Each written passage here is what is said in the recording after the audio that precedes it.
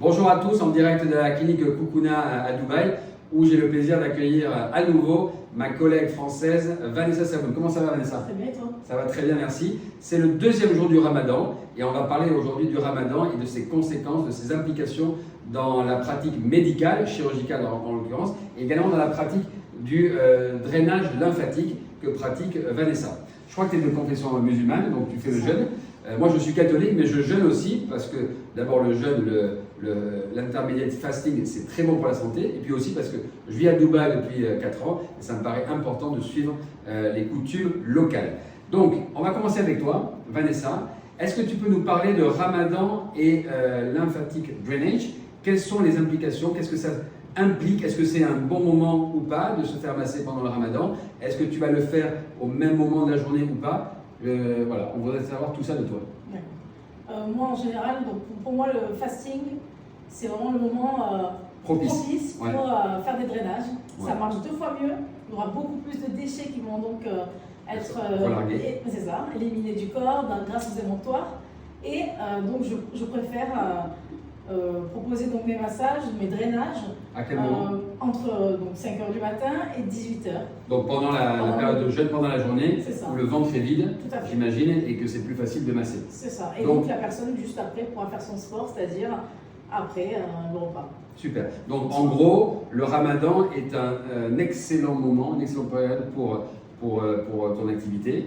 Il faut le faire pendant la journée, donc pas le soir, par exemple. Et j'imagine que voilà, c'est assez synergique puisque la pratique du jeûne est vraiment dans un objectif de purification et le drainage aussi, donc c'est très synergique. C'est synergique. Super, parfait. Alors maintenant, on va parler de la deuxième partie, Ramadan et chirurgie.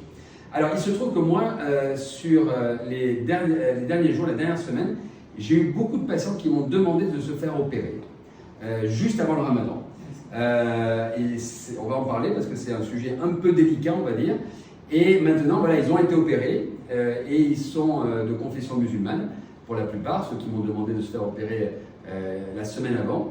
Et si vous voulez, voilà, il y a d'un côté les recommandations médicales. De façon générale, le fasting, le jeûne, c'est pas très bon après une chirurgie parce qu'après une chirurgie, il faut cicatriser. C'est très important d'amener les bonnes choses dans son corps, notamment des protéines, parce qu'on cicatrise avec les protéines, et de l'eau, parce que par exemple, quand on fait des chirurgies du corps, il y a des pertes, voilà, hydroélectrolytiques. Il faut donc bien boire et bien manger des protéines. Donc, sur un plan de vue médical, c'est vrai que le jeûne n'est pas une bonne idée. Mais après, donc, d'un autre côté, il y a le suivi, la pratique du Ramadan, du fasting. Donc c'est un peu au cas par cas. Moi, en tant que médecin, je reste dans mon rôle de médecin, je leur explique voilà, que c'est mieux de ne pas jeûner, en tout cas peut-être pour une certaine période, peut-être la première semaine ou les 2 premières semaines, en sachant que moi, en général, je demande 1 mois de recommandations. Mais en aucun cas, je suis au-dessus de la religion et c'est vraiment au cas par cas, les patients décident en toute connaissance de cause. C'est ça qui est important. Donc, en conclusion, de ton côté, c'est vrai que le Ramadan est une très bonne période pour le drainage lymphatique. De mon côté, moins, parce qu'il faut, comme je vous l'ai dit, il faut bien manger, bien boire. Donc c'est intéressant d'analyser que voilà, le Ramadan, qui est donc une pratique religieuse, a des répercussions au niveau médical. Et en rappelant aussi que après les chirurgies, j'ai besoin de Vanessa pour les lymphatiques drainage. Donc mes quelques patients que j'ai opérés récemment, eh bien c'est Vanessa qui les voit, qui les masse et c'est très bon.